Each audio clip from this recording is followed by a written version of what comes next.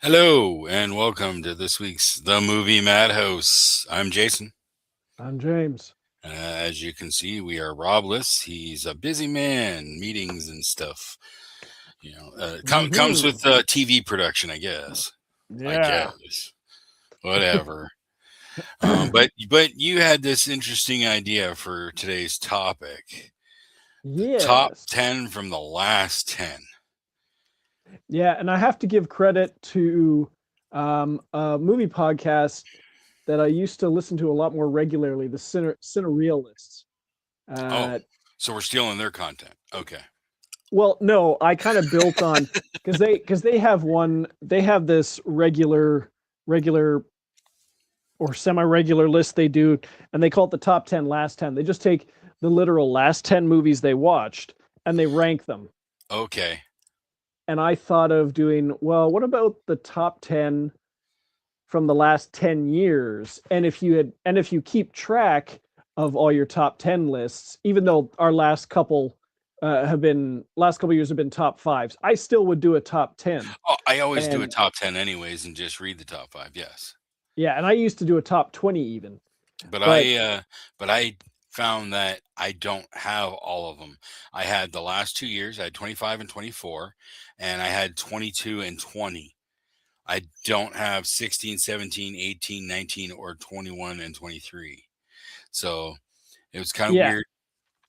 And I have all the way back to 2012, but I even found a bunch of movies that didn't appear on respective lists from like in this case we're doing 2016 to 2025. Yes, and I definitely have some that I'm at least one I think was probably not in a list because I didn't watch it until a while later. And like I started with 100, whittled it down to 30, and then achingly pulled a 10 out of the 30. It was hard. It's hard. I had to basically, what criteria did I want to use for this? And I stuck with, I ended up landing on, well, which ones do I go back to the most? Which ones do I rewatch the most? That's the best way to go about it. All right, we got Sandra saying hi. Hello, Sandra. Hello. And okay, so let's without any further ado, let's get to it. What is your number 10? My number 10 is the only movie on this list from last year, and it's not my number 1. Oh, okay. Yeah. I was surprised because this movie, I'm going to do a build-up. This movie, I keep going back to a certain musical sequence I find on YouTube that's from the movie that I kind of skipped over the first time I watched it because I was more trying to get through the movie, and so I'd skim some of the action scenes or musical sequences. But I can't stop watching this clip, and then I watched the movie again because I picked it up the other night, and I watched it again with my wife, and she really enjoyed it because I had just been meaning to watch it again ever since the first time I watched it. So my number 10, it was my number 4 movie from our top 5 from 2025, and it is Sinners. Nice. It was in my top 30, but I have not gone back to it. So it did not make my top 10. I swear, but that is a stellar movie. I couldn't tell you. I lost track of how many times I've watched the Rocky Road to Dublin dance singing sequence with Jack O'Connell and the rest of the vampires. It's a great movie, and I do need to watch it again. And now it's in the record books. It has the most Oscar nominations. So again, if you put any stake in that, but stake.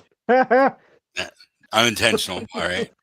But very cool. Yeah. It made my top 30, but did not make my top 10, so not on my list. But I do have two movies myself from last year. Yes, there might be some recency bias. I will acknowledge that, but I Yeah. just know how these movies feel, and I have they're my 10, my number 10, and my number 9. I'll tell you right now are from last year, but Okay. have rewatched these movies already, so that's why I squeaked them in. And my number 10 is Superman. I fucking loved that movie. I know Yeah. I don't, but I loved it. It was the best comic book Superman movie. Like it just hit all the right buttons for me. And I've thoroughly enjoyed Superman, and that's why I had to make it my number 10. There's I know we've already talked about it so much in past, especially last week, but yeah, James Gunn crushed it for me. The one scene from that movie that sticks out to me that does make me chuckle is when Superman is in his apartment or whatever talking to Lois, and you see like out the window across the water, the Justice Gang fighting some alien, Yep. and you see this giant green bat, and you know that's Guy Gardner, but he's using it like a giant bat, and you just see the bat going bonk bonk bonk bonk on the alien. Yep. Yeah, that is great because you got that really heartfelt conversation going on between Clark and Lois. While there's what did he call it? An interdimensional imp. So I think they're kind Yeah. of implying that that was Mr. Mix's Pitlick in some way, but Okay. because that's what he is. But yeah, that there's so many good scenes. One of the standout scenes for me is the Mr. Terrific on the beach when he walks into the beach compound Oh yeah. and he puts Lois in the bubble and he's just kicking the crap out of everybody. Like that's such a cool scene. But that I adored that movie from beginning to end. Uh, it's the only straight up comic book movie that made my list. And I will tell you this, not a single Marvel movie even made my 30. I no, I don't have any either, and I was surprised myself because I thought I'd have Avengers Endgame and Spider-Man Far From Home, which are like two of my favorite Marvel movies from the last 10 I years. Yeah, even in my top 30, I only had the only Spider-Man movie I had was Spider-Man Into the Spider-Verse. Oh, nice. So, and that didn't even make my top 10. So, yeah, I'm very late on the actual like Marvel or DC stuff outside of Superman. It's the only one that made the list. Well, in terms of I only wrote down two honorable mentions Mhm. because I had to eat dinner. Um, but one of them was the Batman. Okay. That's one I that's one that I go back to a fair amount.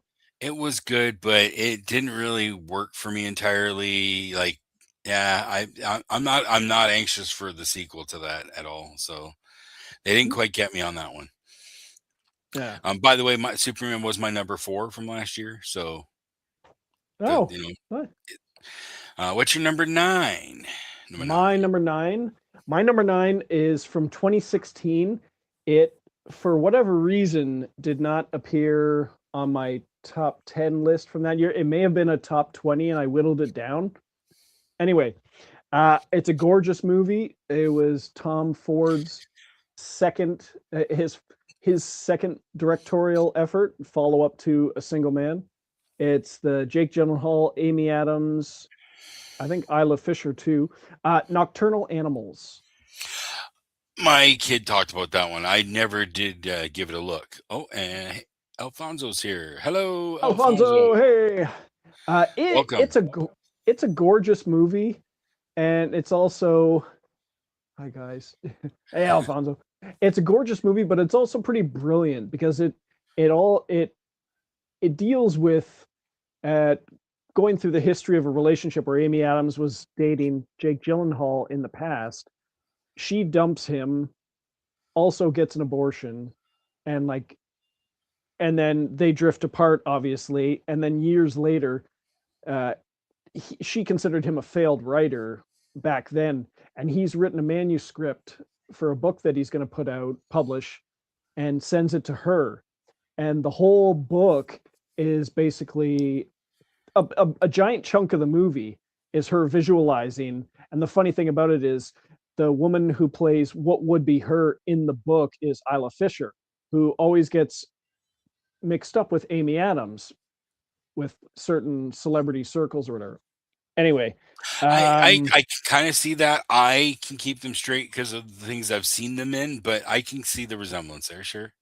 but essentially he's basically throwing in her face what she did to him throughout their relationship, and he knows that she's captivated by the book, and then just oh, it's brilliant and gorgeous.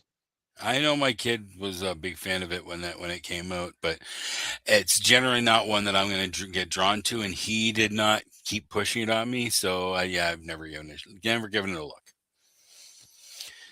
Cool. But I do get that it has its following and so on. So my number 9, again from last year, my number 1 from last year is The Running Man. I'm telling you, again, the 35-year wait just delivered for me, and I adore that movie. It's 35 years. Wow. that's all about how roughly, right close to that, if not exactly 35, right close. That's when I first read that book. It was that long ago, and I've been waiting. Like the Arnold movie has its charm, and it's part of my childhood and all that stuff. But Yeah. I wanted a better adaptation of the original book, and this movie came way closer, way closer, and I adore it for that. And I've already rewatched it like twice. So Oh, nice. yeah, I did have that's a why. question for you. I did have a question for you about the remake. Now, I never read the story, so I don't know if this was part of the story when they had it in the original movie, but Whitman, Price, and Haddad.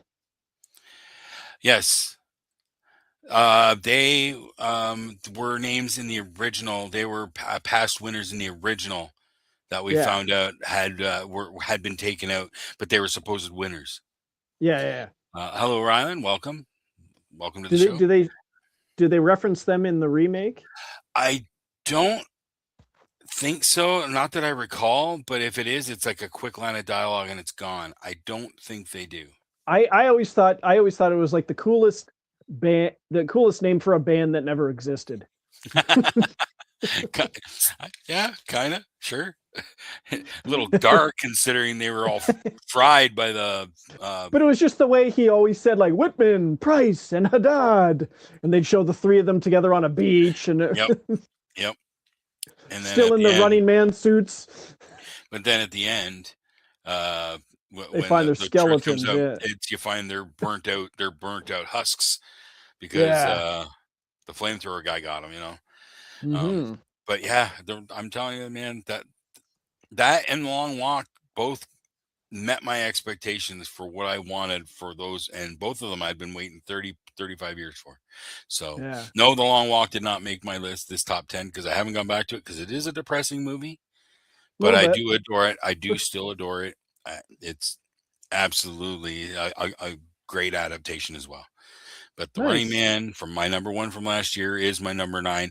Again, yes, recency bias, but I have rewatched it a couple times already. So what is your number 8? My number 8 is from 2021. It was my number 2 movie from that year. It is called Needle in a Time Stack. And I know I've talked about it before on the show when we did time travel movies, because that's essentially what it is.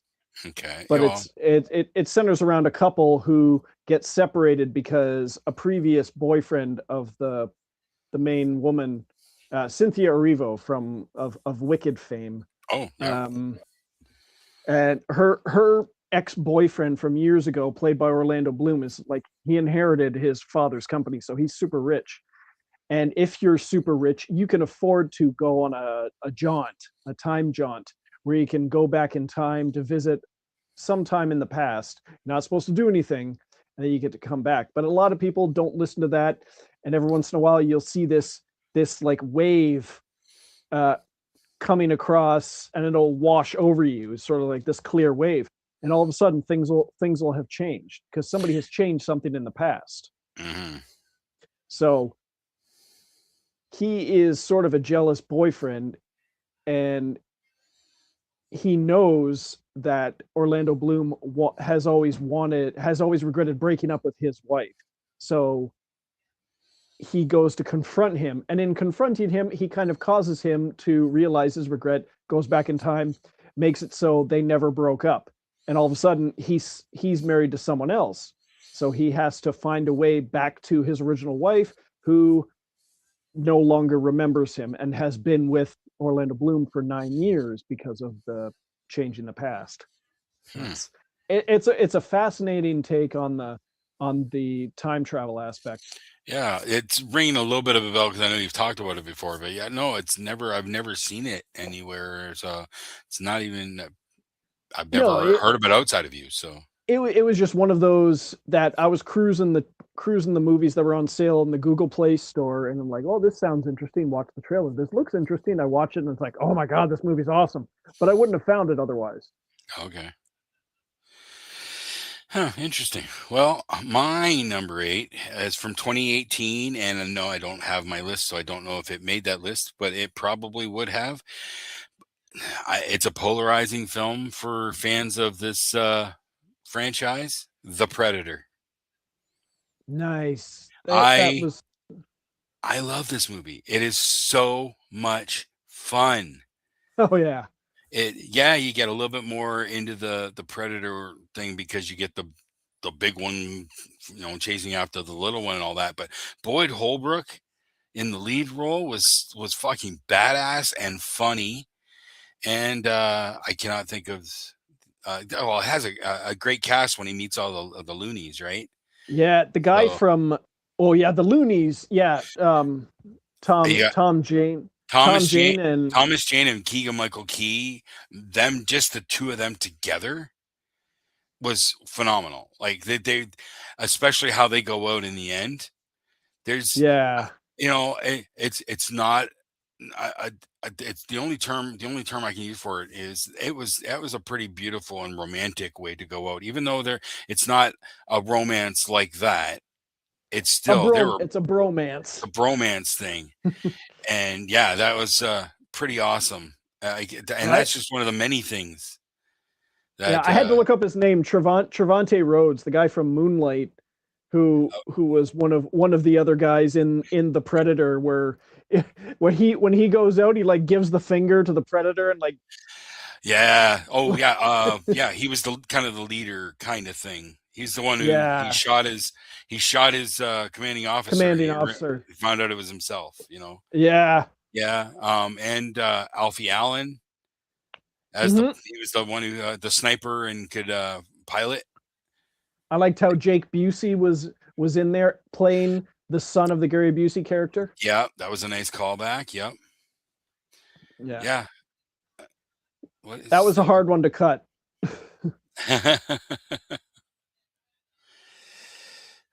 All right. We're getting some comments from Ooh, randoms here they don't what was make that sense. So They're bots.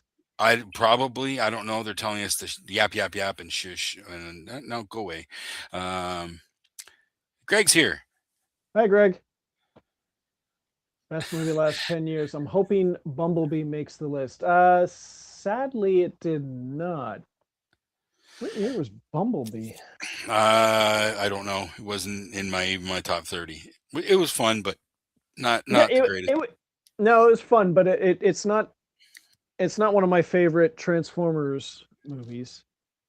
And Um, I never saw Rise of the Beast, so I can't include it on this list. it did not. Rise of the Beast is great, and it really made, like, when I saw it on a whim when I went on a solo road trip to Hamilton to try and get into a AEW wrestling show. Oh yeah. And I had time to kill before the show, so I ended up going to see that, and it blew me away how good it was. Because the last few movies sucked. Like 4 and 5 or whatever of that series, no thank you. But Rise of I the Beast gave me a little bit more of that Saturday morning feel again. So it didn't make my top 30, but it was in the original running because I know it was on my list at one point.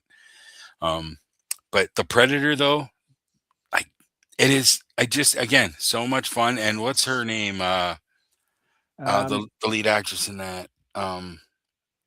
Shit, I've had a thing for her since I saw her on oh G4. Olivia god. Munn. Olivia Munn. Thank you. Yes, she was great in it too. And whoever the dude was who was the agent, the his cockiness and whatnot. The We just call it a agent. predator. He's not a predator. He's a hunter. Yeah, but we thought predator was cooler. Like, The agent. yeah. I don't know if I don't think it's Lakeith Stanfield, but I have trouble remembering this dude's name. He was the colored dude who kind Oh, of Sterling ran. K. Brown. Sterling K. Brown. Why can I not remember his name? But he's so great. Yeah, no, he's a seriously good actor. Same director as the new He-Man. The Bumblebee was. Travis Knight. I honestly don't know. Have you seen the trailer for He-Man? I saw the teaser. It looked pretty good. I liked. I mean, you can't tell it's him, but Jared Leto plays Skeletor, and he looks Skeletor. pretty creepy. Yeah. I'm a little more curious about that movie now. Masters of the Still, Universe. Oh, I'm it is the director, uh, Travis Knight, director of Bumblebee. okay. Yeah, Cool. I was wondering what he was doing next. Well, now you know. And no Yeah, one's half the battle. Yo, Joe. What is your number 7? my number 7 is from 2021. It was my number 9 of that year, and my love for this movie has just grown over the years. Um, it's I don't, it's not it. What do I say?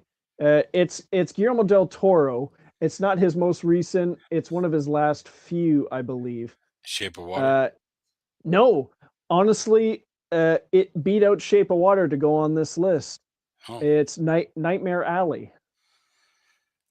I only vaguely heard about that one. I honestly, besides you, I guess, I don't know anybody who's watched it. No one has ever Oh mentioned my it to me. goodness. I wanted to see it because it was the fall. I think it was his follow up to Shape of Water. Okay. If not, it was Pinocchio was in between them. Whatever. Um, but Bradley Cooper, Kate Blanchett, Tony Collette, David Strathairn, Ron Perlman, Rooney Mara. It's such a great cast. It is such a beautiful looking movie, a dark story. Uh, um, Bradley Cooper is not a good. His character is not a good guy, but it's just a like beautifully told tale. I found out that it's a remake, but from like movie back in like the 40s or 50s or something like that. Yeah, I've never heard of that title. Okay, we got somebody here. Game Freakness. Can I make 7 suggestions? Go right ahead. Let- let's see what you got. Um, Nightmare Alley. Uh, again, haven't heard of that one from Guillermo del Toro, but Uh, is it a horror? no, no, no. It's a. I'd say it's a noir. It'd be considered a noir movie. It's a Okay. like Bradley Cooper just stumbles into a carnival and makes himself useful because he's just traveling around after his father dies. So he's wanders in there, and he has this knack for being able to read people, and he becomes a mentalist Okay. and falls in love with Rooney Mara. They take their act on the road, and then it sort of starts to take a dark turn where he's taking advantage of people and because of the money and the power it gives him. First you get the money, then you get the power, then you get the Then you women. get the cat. Then you get the khakis. The khakis. Well, my number 7 from 2023. Again, I don't have my list, so I don't know where this would have landed, but it is Dungeons and Dragons: Honor Amongst Thieves. I still haven't seen that. I'm a big D&D fan. Like, I absolutely love playing D&D. It's one of my favorite pastimes. And knowing the amount of material you have to work with, Yeah, when I heard they were doing a movie, I'm like, okay, what are they going to do? And it was not based on any of the books, like any of the pre-existing stuff. So this was all new material, which isn't hard to do because basically you run a D&D game, you write all your notes down and make a movie out of it. It's, look at Critical yeah. Role. It's what they do with their animated stuff, right? But what they delivered just hit every mark. They had nods to a lot of main and popular things from the lore, and we saw creatures from the lore. We saw races that are lesser known outside of D&D, like the cat people, the tabaxi and stuff. Spells, recognizable spell usage. There was a nod to Critical Role at one point early on in the film, Oh. and a cameo by the characters from the original Dungeons and Dragons animated cartoon. Oh, I thought you were going to say the previous movie. No, no. We don't talk about that movie. No, but one of the other teams in the maze segment during the big thing at the end, like the big Yeah. whatever, I can't remember the name of it, is, if you look, it's the characters from the D&D cartoon. I watched that when I was a kid. I was a big fan of that cartoon. I had it on DVD. I think I sold it a couple years ago, but let's see here.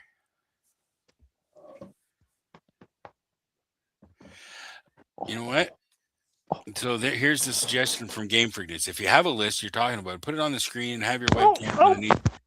Oh, that's Jesse. You're getting attacked. No. That is a good suggestion. We're just kind of low rent with our text, so it's a little trickier. It's something that has been talked about, and we do appreciate the suggestion. We should try and work that out more. I lost James. Oh no. But thank you very much for that suggestion, sir. I appreciate it. We should. It's something that has been talked about. You're back. Sorry. Oh, and now your audio is different. Oh. Your audio sounds a little wider, but you're still. I can hear you fine, so you're good. Yeah. You're good. Okay. Yeah. It's not the same mic. What the hell are you doing? Are you drinking over there? Uh-oh. No. Are you okay? Do you need help? Okay. No, I'm fine. Hang on. Jesse was just chewing something I don't think he was supposed to. Uh-oh. But Dungeons and Dragons, yes, I absolutely adore that movie. I hope they do more. I know there was a lot of talk that they might start getting into some of the known story material. There's a dark elf that's really popular named Dritz Do'Urden. I think there was talk that they may start following that story. Oh. So I love that movie. And Chris Pine was great in that role. Honestly, everybody played their characters so well. It was great. Sure, okay, they stretched some of the abilities for some of the characters, like the druid girl being able to wild shape into an owlbear. You can't do that in the game. That doesn't work. Okay, fudge the rules a little bit. Rule of cool, all that stuff. It was a fun ass movie. I was so pleasantly surprised because going into it, we still have that vague memory of the one we don't talk about. Can they pull this off? And they did. So I love that movie. I love Dungeons and Dragons. So give me more of that, please. It did look like a really fun movie. It is. It is so much fun. And you get Hugh Grant as he's just a slimy dick in this movie.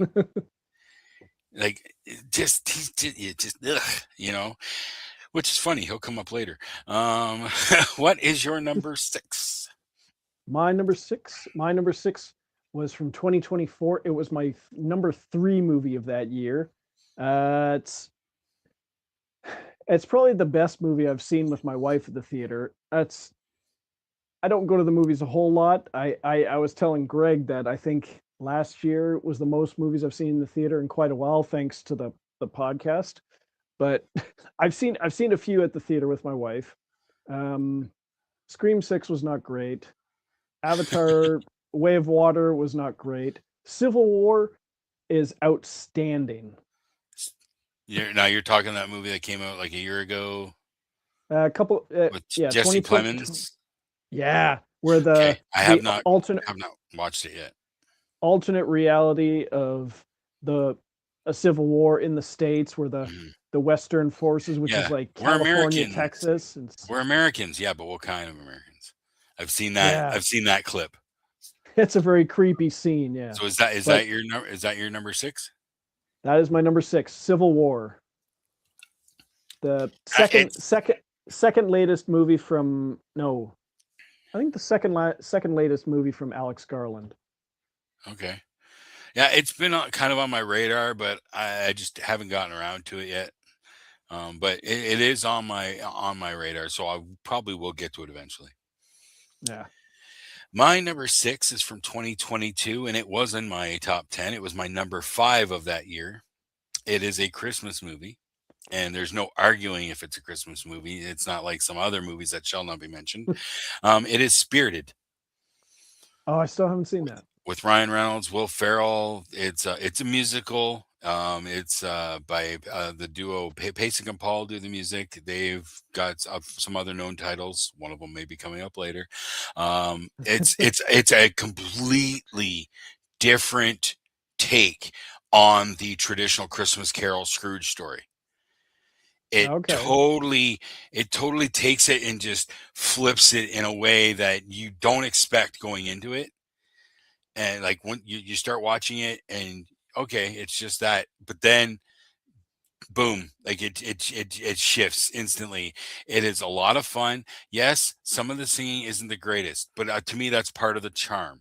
Some of these actors that they have in the movie aren't known for singing, so what they do is passable. It's not horrible in any way. It's just not, maybe not as crisp and clear and powerful as you would get from a stronger singer, but Yeah. it's all part of the charm of the movie. It's got a great message. Ryan Reynolds just gets to be that smarmy prick that he does so well in so many things. And yeah, it's a staple of Christmas for us. It's definitely one of the ones we watch every year. A Christmas Story and A Christmas Story Christmas. Yeah, those are my go-to. That's my childhood. But Spirited is one I have to watch every year for sure. So yeah, I still have trouble stomaching A Christmas Story Christmas. oh, I loved it. A Christmas Story, it just hits me right. Christmas Story, yes, not A Christmas Story Christmas. I realize they rehashed some of the gags and stuff. But that's, to me, that's an homage. That's part of the charm of it all. Yeah, it to me, it's another stellar, like it's one of those legacy sequels that worked for me. You Fair know, enough. some legacy sequels do, some legacy sequels don't, and that one definitely did for me. But Okay. that didn't make my top 10. Spirited did for 2022. I love that movie. You should check it out. I'm not going to throw it at you because it's a No, no, Christmas no. movie. So, I you know, watch I've it at always some. planned. I've always planned out because the guys behind it, you said, like, I love The Greatest Showman, and it just barely got cut from this list. Like one of two or three movies that I had to whittle off. Yeah, my boys, they're not massive fans, but they acknowledge that Pasek and Paul know how to do like pop variety music that just works for a general audience. It may not again be the greatest technical music and stuff, but they know how to make music that just gets a crowd, right? It gets you going. Yeah, So and I also liked Dear Evan Hansen, not as much as Greatest Showman, but it had some really good songs on I haven't watched the movie Dear Evan Hansen because I haven't heard much good things, but we've listened to the soundtrack and we are fans of Ben Platt. I Yeah. heard that the movie rendition just didn't work. He was too old to be doing it at that point, and it just seemed awkward. But Dear Evan Hansen was a smash hit on Broadway. The soundtrack is great. So, It is a good soundtrack. Yeah. what is your number five? My number 5 is from 2019. I must have seen it the year after it came out because it debuted late in 2019. Um, because it was the follow up to a TV show that I thought was good, not the best in history, like some people say, but the TV show was good. The movie is spectacular. It is El Camino, a Breaking Bad movie. Mm. I never did watch it. I was a big Breaking Bad fan. Loved that show. It is still, yes, one of the best written TV shows that's ever come out.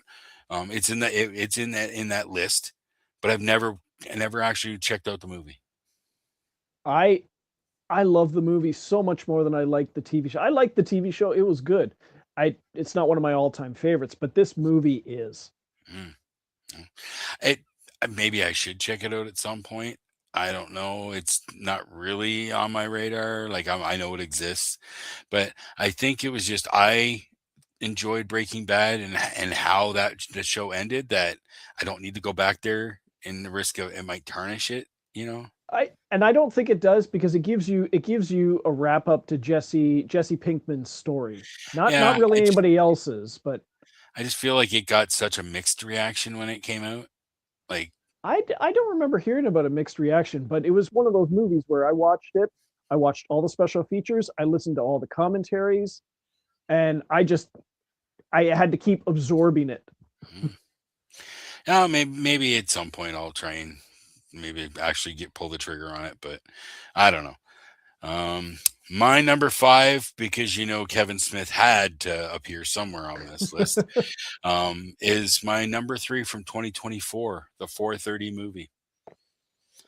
Oh Clerk wow. Clerks 3 was in the running, but I don't revisit the Clerk series on often. Like it's like a once a year thing, only because those movies are special to me. So, like, there are movies that I absolutely love and I would consider some of my favorites, but I don't rewatch them often because I like getting that a little bit of that fresh feel because it starts to fade in the memory. So, rewatching Yeah. it feels good, and that's kind of how I feel with the Clerk series. So I don't rewatch it. Maybe once a year, but the 4:30 movie I've rewatched multiple times. It's semi autobiographical based on Kevin's youth, and it just has its charms that works for me. I love, and Austin Zager I thought was great in the lead, and yeah, it's one of Kev's lesser known ones because it's outside of his fan base. A lot of people don't know about this movie, but it is And, really really good. and I think it's still the only Kevin Smith movie that I have not seen yet. Oh, okay. You want to be a completist? You're gonna watch Kevin movies. You gotta watch it. Then come on, finish Yeah. finish the list. Um, Game Freak, if you're looking for a third person, would love to be on the podcast. Well, Game Freak, usually have a third person. Rob usually pilots the show, and when we're in studio, we're usually in his studio, in his house. Yeah. He was busy this week, so it's just the two of us flying this week. But we do sometimes have additional guests. So I'm not sure what the best contact info is, but if you found us through Facebook and whatnot, you should be able to find a link. Send us a message, and maybe we can work something out to get you on the show. Yeah. If you have a topic in mind, because we can do theme topics, top tens, that sort of thing, or if you just want to chit chat about anything, just send us a message, and we'll see what we can do. Okay, so that was number five. You're number four. Yeah, I was a guest once. That's true. You did start as a guest. Hey, doesn't beat me though. I was a guest on episode 5 of this show and just hung on like a barnacle. That's why I'm still here. Couldn't get rid of you. Nope. My number four is from 2018. I didn't see it until I think a year or two after it came out, so Okay. it didn't appear on a list. Um, this movie fascinates me. It is incredibly weird, but incredibly intriguing to me. It was David, David, David something Mitchell. The guy. It was his follow up to It Follows, and it is Oh, under the Andrew Garfield movie, Under the Silver Lake. you recommended that one to me, didn't you? Like Several times. I think well, I think you actually hit through the give it a good honest watch card at me, and I had trouble finding it for a while. And I do have a vague memory of sitting down to start watching it. I got 5 minutes in, and something came up. I didn't, and I never went back to it. So it, I acknowledge that you probably threw that card at me, and I will try to get it back in and get that taken care of because I don't want to owe a debt. Yeah, it's David Robert Mitchell. It's just it. You can't believe where this movie goes and how it gets there, and you're going to be wondering like how much of this is actually happening and what is possibly going on. What how much of it is in this guy's head? because it's I just like, how do you get from here to here to here to I here? remember you telling me mentioning that, and that's why you threw it at me because it was going to be a bit of a mind trip. Yeah. So I will try to make a note of it and get that card off my slate because I know you threw it at me. I know you did. I think I found it on Tubi actually, It but might be on there. I found it on Google Play. I don't use Google Play, so um, just Game It's just how Freakness. I found it. I could have special ordered the Blu-ray, I think, but I haven't seen it in a store anywhere. So Game Freakness. He's an aspiring writer director. Love coming up with new ideas with movies that they didn't like the new Superman or Happy Gilmore 2. We've kind of done that sort of thing where we've recast films. And maybe we'd add in like a director to just to see what kind of different twists. So we could possibly do something like that. Sure. Yeah. All right. So my number 4 is from 2023 because I had to have at least one of his movies on this list, and I don't mean Kevin Smith, somebody much bigger than that. Godzilla -1, baby. Of course. God, Of like course. yeah, it beat out Godzilla King of Monsters and Godzilla X Kong to be on this list, but Godzilla -1 really did make to kind of take me back to my childhood watching like the OG Godzilla movies just Yeah. because of how good it looked, how well the story played, the look of Godzilla himself when he's like in the city and he's tromping around, they almost made him look like a rubber suit again, like a better looking naturally, but it almost had that feel, which just adds to that just a little bit more for me that aesthetic. But the fact that Yeah. they made that movie on like $15 million, it just stunning stunning. And to me, that's like kind of like an fu to mainstream Hollywood. Like you're going to spend all that money. We can do a movie like this for less than that, and it was even better. And knowing that we're getting -0, the sequel is coming at the end of this year, which was my number one for upcoming movies. Like, give me more Godzilla. I've enjoyed all the new Godzilla stuff.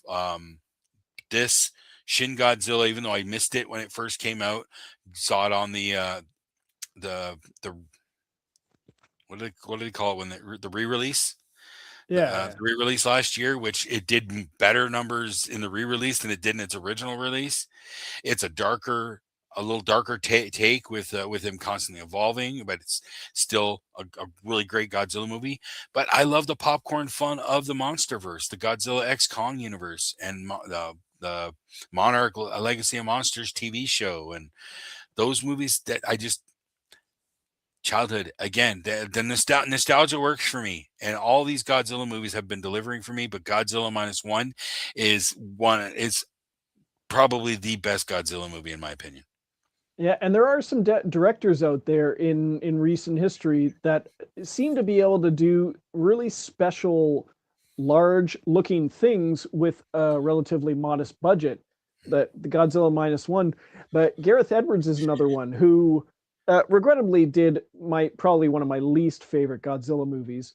But his debut was Monsters, which he did for like $500,000, and it looks fantastic. I didn't like that movie. I did. Monsters? Yeah, I didn't care for it. The pacing was very very slow, and it It's a little really slow. I had a hard time getting through it. I watched it, but I couldn't tell you much about it, and I know I just did not like it. As for his Godzilla movie, yes, I admit that one has some problems because you don't see him and all that stuff, but it's still pretty awesome. The third act is pretty fucking badass. It's But still a good movie. Even the word I would consider it probably the weakest of all the MonsterVerse Godzilla movies, but even the yeah. weakest one is still good.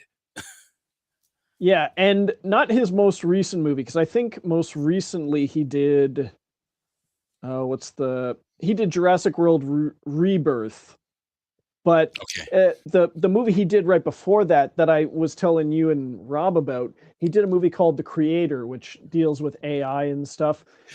Okay, I do remember seeing the trailer for that. Yeah, which was That not a looked super interesting.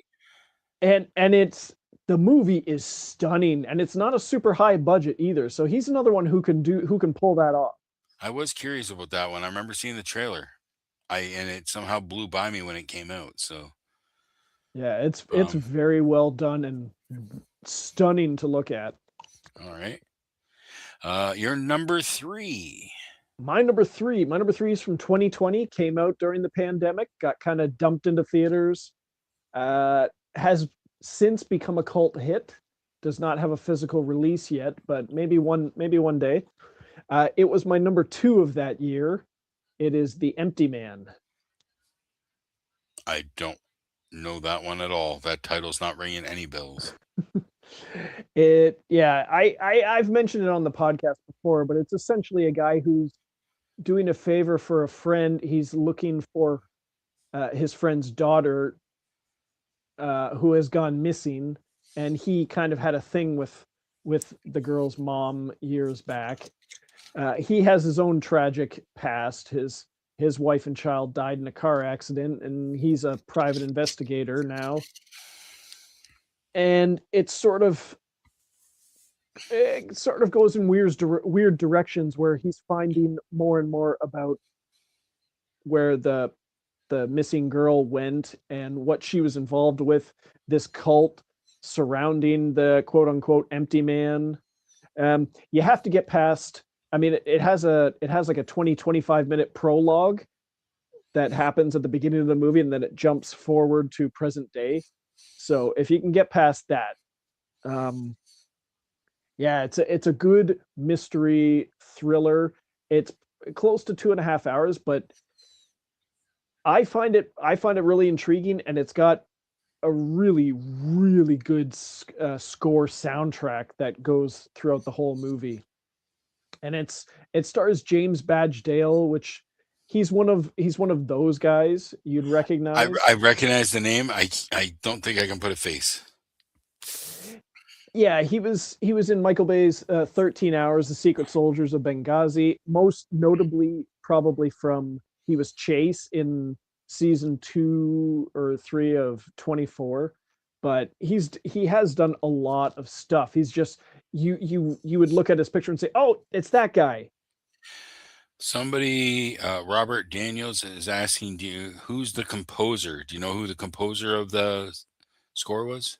I do because I purchased the score. I've had that on my phone for a while. Let me just Empty Man. It is hang on. Composer Christopher Young and he Christopher Young and Brian Williams. And Brian Williams, it says as Lustmord, but it's largely mainly Christopher Young. Okay, I don't know that name, but I don't keep track of composers and whatnot too much, outside of John Williams, of course. Of course. My number three, been mentioned a couple times already, from 2017, The Greatest Showman. Yeah, it killed me to cut that. We didn't watch it when it first came out. I think we came onto it a year or so after, but ever since then, it has just stuck with us. I rewatch the lyric video, which just pulls the footage from the movie with throwing the lyrics up of "This Is Me." I Oh rewatch yeah. that video all the time.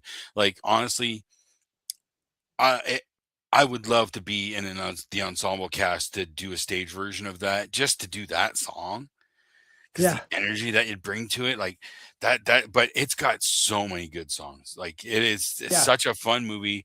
I don't know how true it is to the actual life story of PT Barnum. I'm sure it's not anything close.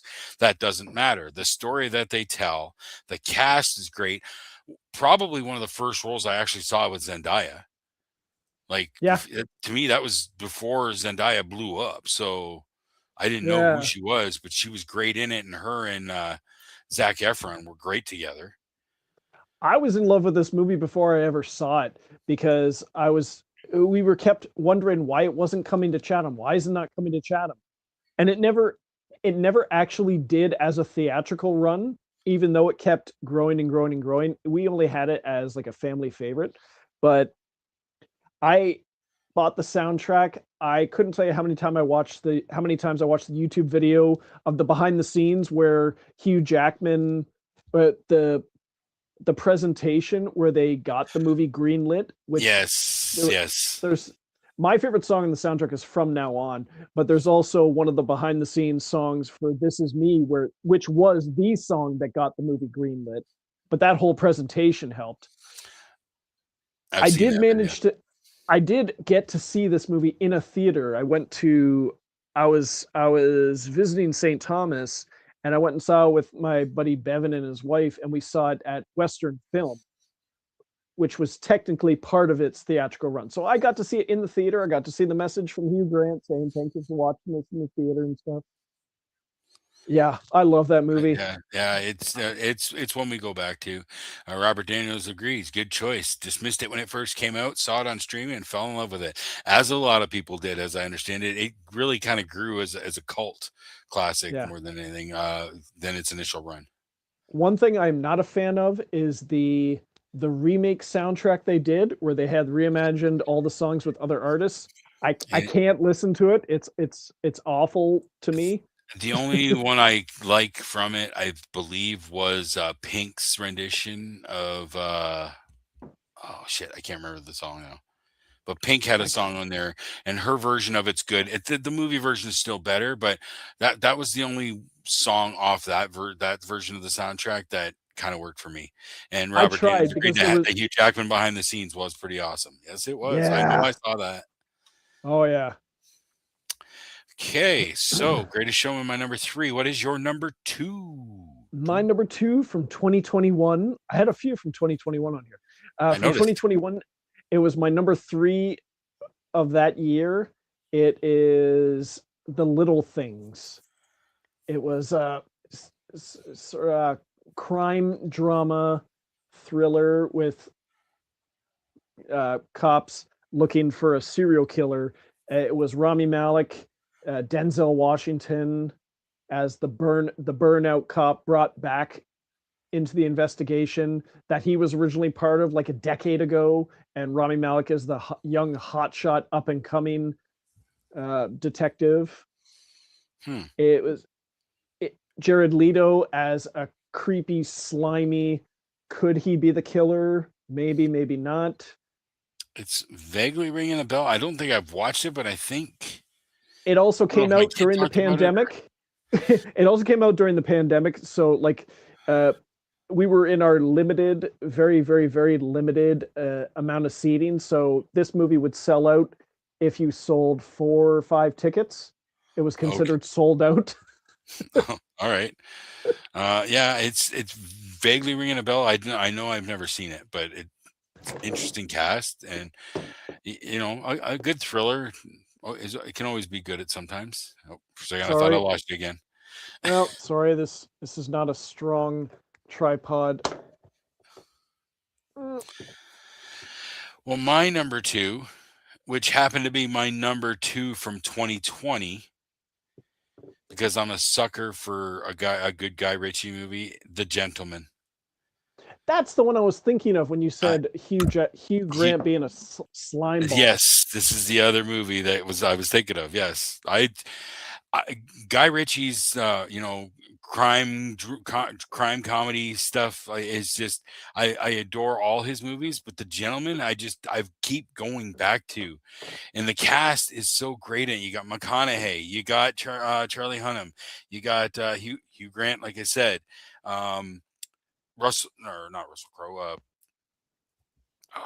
Colin Farrell, your friend, Yes. your best friend, Colin Farrell, as the coach.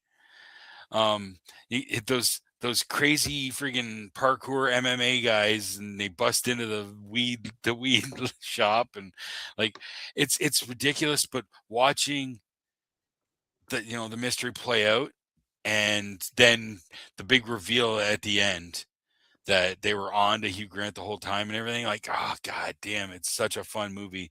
The kid who gets accidentally thrown off the balcony, and that ends up tying up at the end of the movie again, and like there a few things that happen just by coincidence in it but it just works out in the favor, in the right favor. It's so much fun. I have not checked out the TV show, which I believe is a prequel series. No, it's I have seen season one. They recently greenlit a season two. I Okay. watched season one with my wife.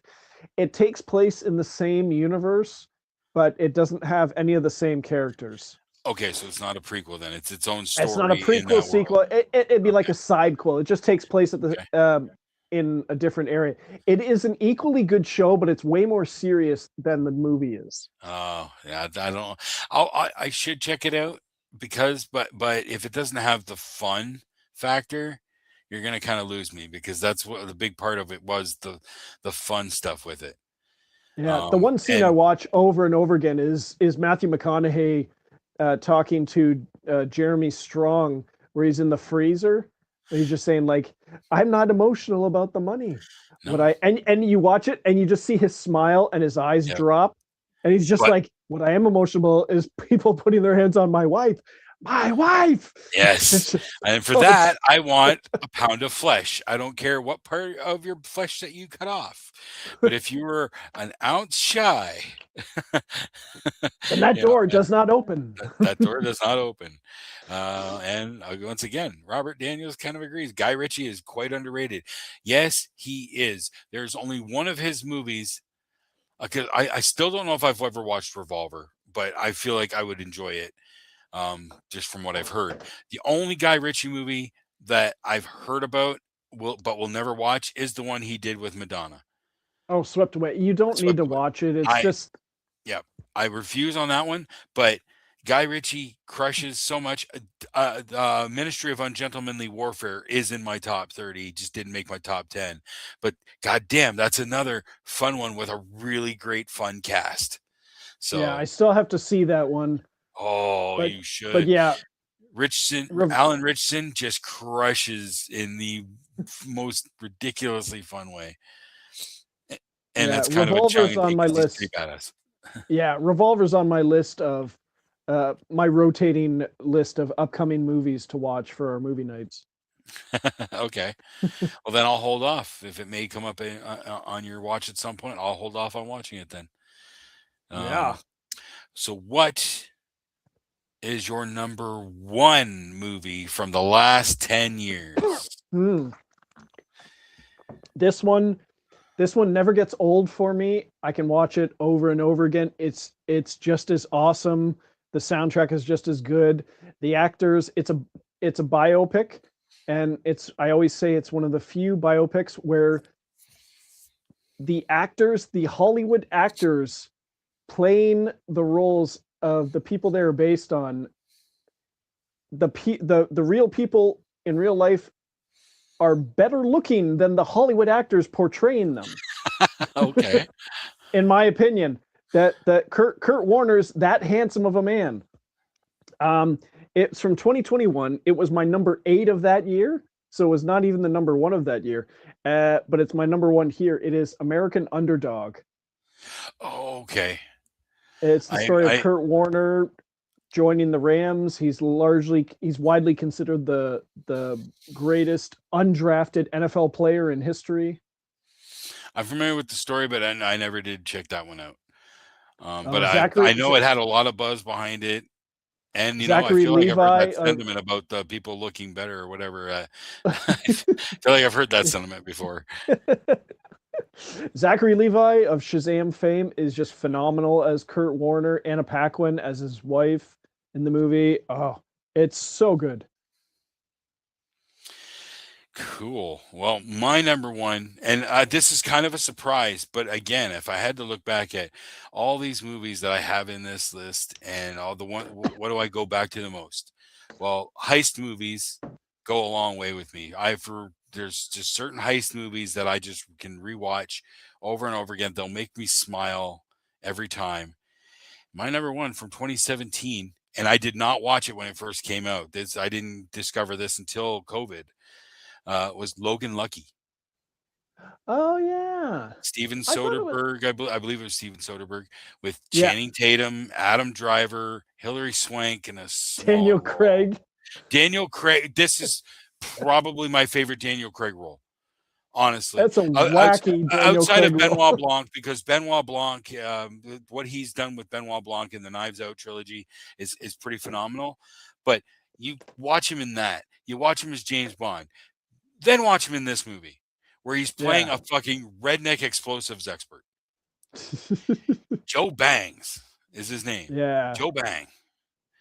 Like, god damn, and it's so fun. And then when he's breaking up the little explosive that they're gonna shoot down the tube, and he's using gummy bears and fake salt because he's got a condition where he can't read salt or he can't eat salt, so he's got like the salt alternative, and he's using that and gummy bears and like oh hydro bleach pens. Okay. So he mixes bleach pens, gummy bears, and fake salt into a baggie, wraps it up, puts it in a tube, and he's holding it like it's nitroglycerin. And they duck and cover like it's gonna be a big explosion. They fire it in the tube, it doesn't go off. Like, and that's it. I'm not gonna spoil anymore. But god I damn it, know I I love watched it. I've only ever watched it once. oh you got also have Seth MacFarlane pops up in this Oh, goofy ass that's role right. where he's the Australian. He's got like a champagne or something or energy. It's an energy drink. Yeah. But you meet him earlier in the movie at the bar. Adam Driver is a veteran with he lost his arm from his elbow down, and Yeah. they make fun of him and stuff. And There's only two things I can remember from the movie. One is Daniel Craig sitting in the backseat of the car changing, where he keeps telling the guy to turn around. he's talking to his Channing Tatum's sister, and he's like, "No peeking." Yeah, and something at the end of the movie when they're in the bar drinking, and Adam Driver's fake arm is on the bar. Earlier in the And movie, I he takes his arm off and puts it on the bar. At the end of the movie, he's got a new arm. Oh, And he okay. doesn't take it off. If you're talking a scene where he actually puts the fake arm on the bar, that's actually like the beginning of the movie. There's something about that at the end of the movie. I think I don't know. It's been It's a reveal to see his new arm because it's a okay. really expensive arm. Okay. And then there's a spoiler at the end because there's somebody else in the bar, and Oh yeah, he's I wasn't gonna say anything about that. he's talking to them, and it may not end well, kind of thing. But yeah, I love heist movies. I rewatch the Ocean's 11 series often. I have a few other heist movies that were in consideration, but for some reason, Logan Lucky, I go back to it often. Like every few months, I rewatch it again. I'll I probably should end up give it watching it again, like in the next week or so. I should give it another watch. I haven't seen it in so long. I highly recommend it. So much fun. Also, probably the first time I ever saw. Oh God, he's on The Boys. He's a nepo baby. Jack Jack Quaid. Quaid. Jack Quaid, because he's one of Daniel Uh, Craig's brothers. okay. There's two idiot brothers. The other one I don't really recognize, but Jack Quaid is one of them, and it's the first time I ever saw him in anything before The Boys. Yeah, I think I had seen him in. I don't know if he did Scream 5 before that. Yeah, I don't watch those movies. Oh, the Hunger. Oh, he was in one of the Hunger Games movies. He That's where I was. would have seen him.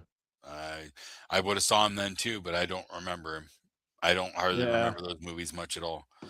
Um, but I do like Jack Quaid. He's really come into his own in the last few years he with The is. Boys. I watched the movie Companion a few months back from last year, Oh, I haven't seen that and one yet. it's fun. It's weird. It gets a little twisted. And then just like a week ago, I watched Novocaine finally. Oh, how was that? It was fun. It's fun, Nice. kind of rather brutal what he goes through because Okay. it's in the trailer. He doesn't feel any pain. Yeah, He's got that's all I know SEPA or about whatever it. it's called, so he can't feel pain. So, like, he doesn't eat food. He has to blend everything because he could chew his tongue off because he can't feel Okay. it. So, like, he's got all these things, and then he meets this girl, and then shit happens. It's brutal what he goes through, but God, it's a fun ass action comedy because of what he can do. It's Nice. Well, Kick-Ass would kind of gets into the same vein, but this Yeah. takes like I don't want to say it's more gory, but it is a little bit like it's just a little more violent, and Kick-Ass was violent, but this movie just goes that just a step above Kick-Ass when it comes to the kind of like violence you boy can do with somebody who doesn't feel pain. like Boy Kills the World. Yeah, yes, that movie's batshit insane too. Yeah, Yes, it is. I need to rewatch that one. I've only watched that one once, but that was a batshit movie. That was. Yeah. Well, there we go. There are our top 10 films from the last 10 years. Not an easy list to shoot from. Do you have any quick honorable mentions you want to throw out? I have one other honorable mention. I just want to say thank you, sir, for going along with it. No problem. No problem. The only other honorable mention I had, because I mentioned at the start of the show, the Batman Yeah. from what year was the Batman? 2022. The only other, I'm just trying to get the year. Was it was another COVID era movie. It was from 2020. It was called The Night House.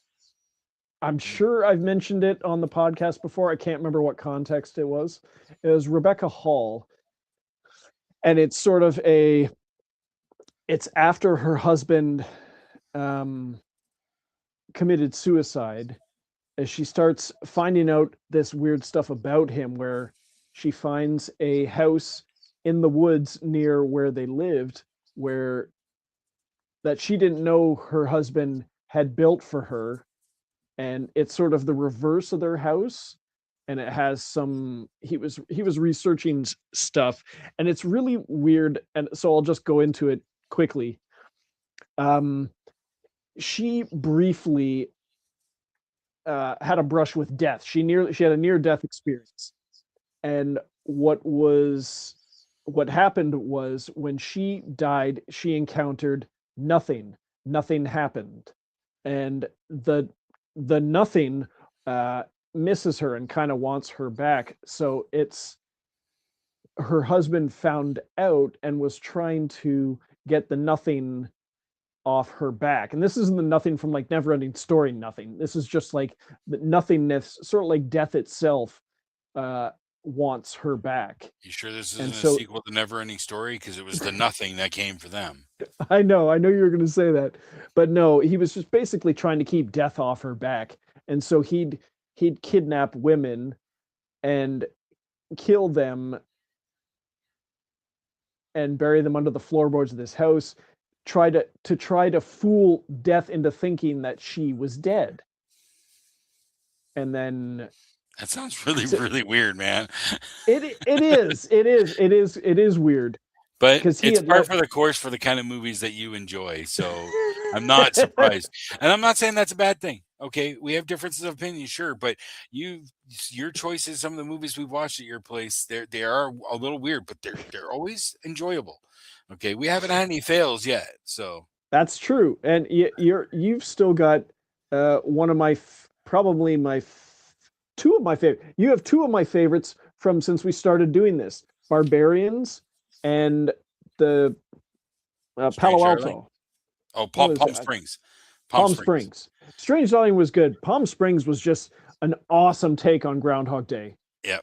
Yep. and Barbarians is just through the roof awesome.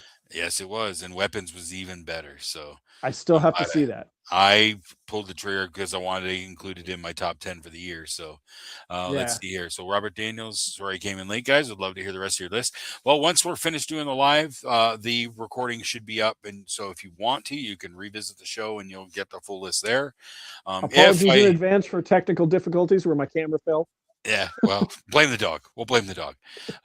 Marcel popped in. He came in late to the show. We'll review it later. Have a good night. It's great to see you, Marcel. Sorry we missed you. He says sometimes he gets in early. Yeah. um, I've got like 20 movies listed as honorable mentions. I'm not going to name them all, just the notable ones. Ready Player One, come on. Who doesn't love that movie? Another heist movie, Baby Driver. Yeah. I knew that'd be on your list somewhere. It just came just shy for the top 10.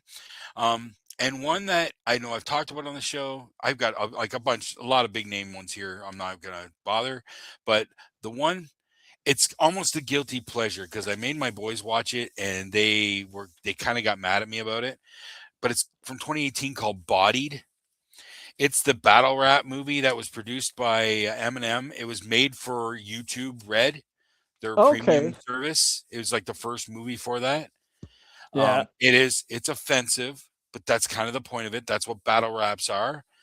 But it really, it hits, like, it's so ridiculous with like the raps themselves and what the guy actually calls out on the raps. Like it's just so ridiculously fun. It's kind of a guilty pleasure for me to go back to it, but I do go back to it regularly. So Bodied from 2018. Yeah, it almost made my top 10. It really did. Yeah. But there we are, our top 10 from the last 10 years, 2016 to 2025. Rob's head might have exploded if he tried to do this one. I don't know if he would have been able to do it, honestly. So, but we're tough. We got this. Oh yes. Thanks to everyone who popped in and with your comments and so on. Game Freakness, if you're still out there, please shoot us a message if you want to get on. So for another week at the Movie Madhouse, I'm Jason. I'm James. And we'll see you next week. Toodles.